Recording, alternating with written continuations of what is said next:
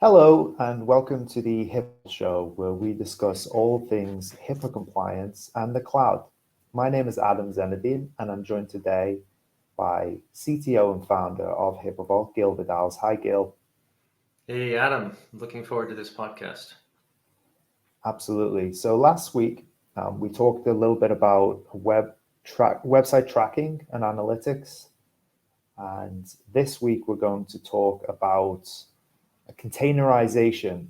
We're going to go through what containerization is, some of the tools and platforms that are used for containerization, maybe make some comments about the security surrounding containerization, and provide some real world examples of projects that have benefited from containerization.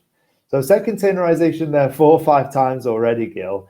To get us started, could you give us an idea of what containerization is, what containers are, like other than just being big metal boxes that get loaded with goods and stuffed on a big ship? Yeah, this technology world's hard to keep up with, even for us in it. There's so much technology coming out. It seems it's increasing at a faster rate. So for our audience that isn't technical, I'm sure at some point it kind of goes over their head. So I like to explain it to our audience um, in this way. So when you go back 20 years ago and you talked about applications on a computer. We literally were talking about a computer that was located in a data center. So we call them pizza boxes at that time. They're slender computers. You slide them into a rack, but they were a real computer. Okay, so that was 20, 30 years ago.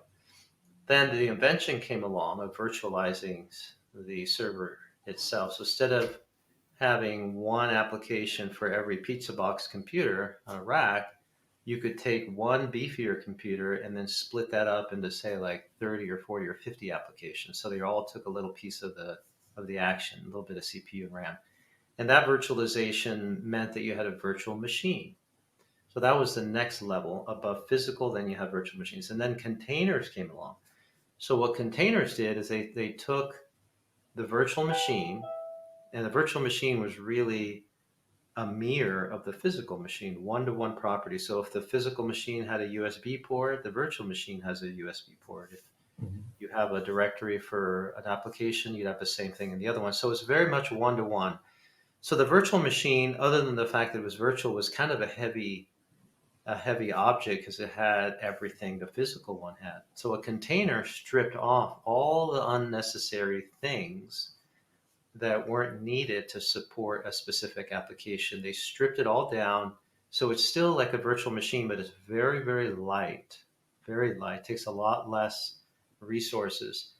The other idea behind a container is that it's more portable. You can easily port it to different environments, and it's scalable, meaning that you could launch many of these containers if you needed to scale your application. So it was just a natural evolution from hardware to virtual machine to container, and the containers are used in environments like Kubernetes and Docker Swarm and different environments, but it really is the next iteration that we're currently seeing today. That's actually the best explanation I've heard of it, and I've been researching this for a couple of weeks. So thanks for that. You mentioned Kubernetes and Docker there. The next thing that we were going to touch on is the tools that are used for containerization. So could you maybe touch a little bit on Docker and then Kubernetes, and you know how popular they are and what they're used for when it comes to containerization? Sure, sure. So the containers are standalone. So you have a container, and let's think of a specific example. Let's say you want a container that's running WordPress. So it's a very streamlined, very thin container. All it knows how to do is run WordPress, which is a web service. So that's good for that container. It serves its purpose. It's a light object. But then let's say you want to manage. Say you're a company that wants to manage not just one of these containers, but 1,000 of them, or even 10,000. So that at some point that becomes complicated because how are you going to manage all these? So there is an invention called Kubernetes, which did exactly that. It's a way to manage a cluster of containers. And at a high level, that means you can destroy a container, you can create a new one, you could launch 20 of them, you could put them to sleep and suspend them. You could migrate them from one zone, from the East Coast to the West Coast. So Kubernetes, just think about that as cluster management, managing big groups of these containers. Now, for our specific audience, you might say, well, that's not very interesting. You know, if you're a medical practitioner or you're a small hospital, you may not need all of this clustering. So clustering, when would you need that? Well, you could need it for a couple of reasons. One is if you have very sensitive information that has to be up all the time, you may want to split your resources so you have some of your containers on the East Coast, some on the West. So if something happens, there's a flood or big problem, you can say, well, those containers went bye-bye, but these are still good and everything still operates. So it's good for business continuity. They call it BCDR, business continuity and disaster recovery. So that's one way to think about it. The other way to think about it is if you had an application, let's say you're a healthcare app developer and you've developed an app that's really going crazy. It's becoming so popular. So at first, just having a couple of containers is good, but now you're getting traffic. Even on a Saturday night, you're getting traffic. So you would want to have these containers that can be created automatically. It's called auto scaling, so that you can have this cluster management launch an extra 10 or 20. And then at night, when the traffic slows down, it will destroy some of these containers to save money so that you're not paying for all these resources that you don't need in the evening. So that's the other way. But so containers can be used that way. And then Docker has a management system, and that's the container system. The container engine is called Docker, and you can use that more on a simplistic, where you only have maybe a few containers. Okay. Yeah, So I think those are the Docker environments. There's something to do with like a Docker file, right? That's a script that allows you to load that container with whatever good stuff application wise. Yeah, and these containers, by the way, in the end, they sound very fancy, but in the end, it's a file. I mean, literally, it's a file. It's a file that you could take and copy around and stuff. Now, once the file is put in the right environment, it becomes alive and it can do a lot of good work for you. But would it be right to say a container is like a running process, like a process that's actually running, as opposed to just an image? Yeah, it's a process. It's a running process that consumes a portion of the underlying machine, CPU and RAM. You allocate a certain amount of RAM, CPU, disk space, and then within that apportionment, you're able to run your services there, your application, whether it could be a database service, could be a web service. I think the other thing that worthwhile mentioning, Adam, is that containers are specialty items. So in the world of computers that I mentioned, those two phases where you used to have computers and then virtual machines, those are very generalized systems. You could put anything on a computer, right? You could put a database, web server. Containers aren't like that. You're usually specialized. You say, I want this container to only serve WordPress, or I want this container to only run this database called MySQL or Maria, and I want this container to only be a firewall. I don't want it to do anything else. So they're like specialty systems, and that's what makes them, that's part of why they're lightweight, because you strip off all the other junk you don't need that consumes resources. So by the nature of them being specialty and focused, they become more narrow, more skinny, and more lean. Okay. And on the list of benefits I've got here, one of them is that containers are backwards compatible often. What does that mean exactly when it comes to containers? Well, I think when we talk about compatibility, containers are very flexible. They can run on many different platforms. So they can run on, say, a Google platform. You can take it and transfer it to Amazon and they'll run on Amazon, or you could take them and run them on Microsoft Azure. Mm-hmm. You could run them on your desktop computer. You could run them on your laptop if you have the right Docker. So that's what we mean by being cross-platform compatible. And I think that's really what you're talking about. Backwards compatibility is a different thing. To do with versions? Yeah, Yeah. yeah. Compatibility means that you're trying to run the same container on maybe an older platform. Okay. Um, Now yeah, I mean that may be the case, but it might not necessarily be great for the security aspects of running your right. application. So that leads me on a little bit to talk about the benefits when it comes to security. I've got here noted that containers allow for greater isolation, which can be a benefit for security, control, um, control and visibility, and then portability, which you already mentioned. So maybe you could flesh out a little bit more on the ability to isolate and then the control that you get when using containers. Yeah, there is a security benefit in the container. So one of those is that you can take a container and you set the permissions so that it can only be accessed by certain processes and certain individuals. The other advantage the container has is containers are static. What do I mean by static? Well, the container's running, but if you could destroy the container and recreate the container, and it'll show up again running the way it was before. So if there's an attack or an attacker that did some damage, they came in and they somehow they got into the container. Let's say worst case scenario. Well, you could simply destroy the container Mm. and then recreate it. So that has certain advantages to being able to do that. Of course, the best scenario is not to allow anyone, into the container. The container can also be, you can have these hashes where you can say, this is what the container looks like when we know nobody's gotten into it. It's a new container. It's running well. You can take these hashes and then calculate later if somebody does change something that you're not aware of, like somebody did something, you could be notified, and the container can automatically redeploy and get rid of that change and go back to its previous state in which everything was operating well. So you can go back and recreate containers very, very easily, which you can't do with obviously physical hardware. You can't do that, and even with virtual machines, that's not so easy to do. So containers have that advantage of being able to die and revive very quickly. Okay. I think a question that comes up a lot, certainly when application owners or developers are looking into this, is virtualization or containerization, and what applications containerization would play a better role in versus virtualization.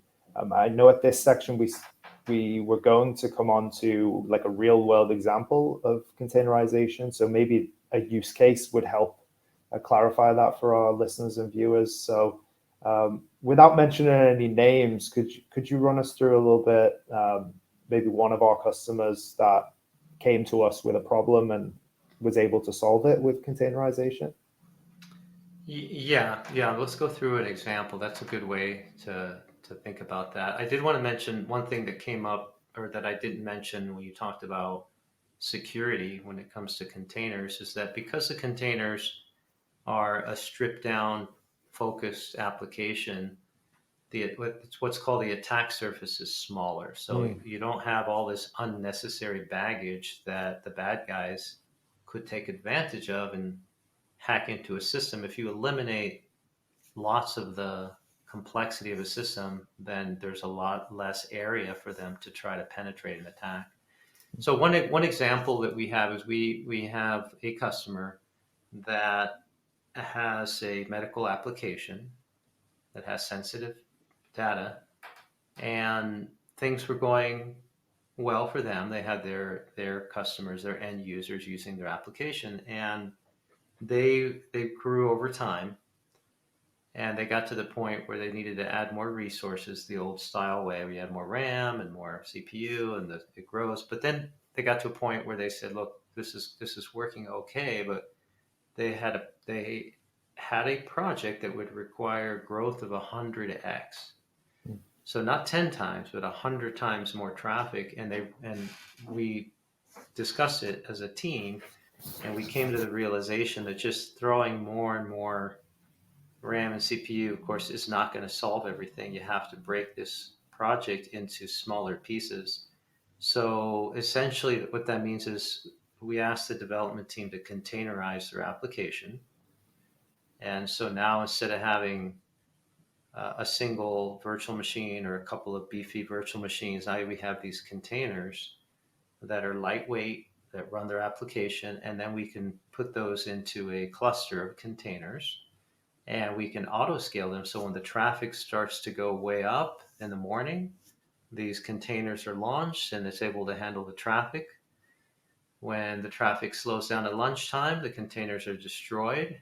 And then when it builds up after lunch, the containers build. And then at night, they go down. And so it's a very flexible system. On top of that, they wanted something called CI/CD, continuous integration, continuous development, which is a whole nother topic. But containers are very good for that environment for doing CI/CD as well. But in the Yeah, end, you this was a mentioned good, development team there, so right. that automatically in my brain I'm thinking, well, that's a team, so that's a lot of people, a lot of moving parts that are constantly updating and improving the application. Mm-hmm. That's right.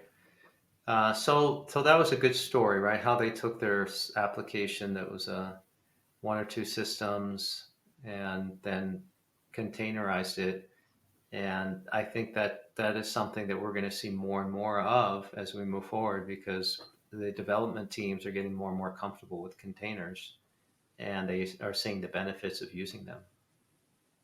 And then finally, if we go back slightly to the original part of the beginning of the episode where we said, other than being a container that goes on a ship, if we do imagine the container that goes on a ship, in the 50s and 60s, containerization became a thing in shipping, and it saved a heck of a lot of time in terms of loading, getting the goods onto the ship and getting the goods off the ship.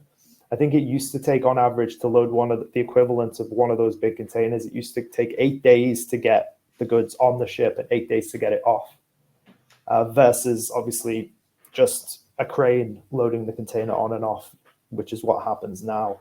So are there kind of equivalents, 10x's, 100x's improvements in efficiency with containers in an application sense?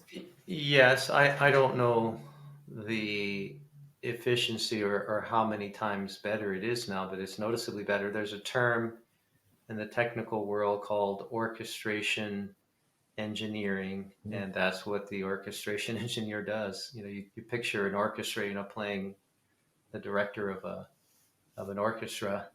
And so the orchestration, what it does is it's the architecture of having these containers and being able to design the architecture so certain containers that have certain functionality are going to come alive and scale up at certain times, and they have to integrate and work together.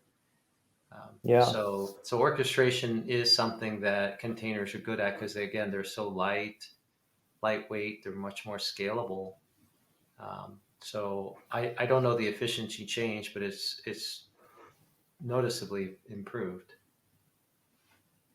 Fantastic. I'd like to invite the listeners and viewers to let us know if they have experienced containerizing their application or if they're considering it. What are some of the things that they're contemplating in the considerations? Please let us know in the comments or reach out to us at podcast@HIPAAVault.com, and we'll be happy to answer any questions you might have. Gil, was there anything else you wanted to cover? Well, our podcast is devoted to things that are related to HIPAA and technology. So I do want to say that in the environments where you're running containers, which are typically AWS or Microsoft Azure, Google Cloud, that there are different ways of configuring the security around the containers. So if you want to go down that route and you have the expertise, and you have to be conscientious about enabling the different features within the environment you're in to make sure that your environment will be HIPAA compliant. So it's a long way around of saying just because you're in a big company's cloud doesn't automatically mean that it's HIPAA compliant. You have to have a compliance manager that can run scans. You have to know which configuration settings to enable and get everything running so that it is HIPAA compliant. We help customers do that as well. So if you find yourself in that kind of situation, you can always reach out to us. Absolutely. And you can check us out at HIPAAVault.com. There's a bunch of really interesting blogs, articles, and information sources there. So please do that. So that's it for this episode. If you have any questions, let us know. HIPAAVault.com. You can reach out to us by email at podcast@HIPAAVault.com or on Twitter at HIPAA Hosting. Make sure to also subscribe and leave us a review if you enjoyed this episode. Thanks for stopping by.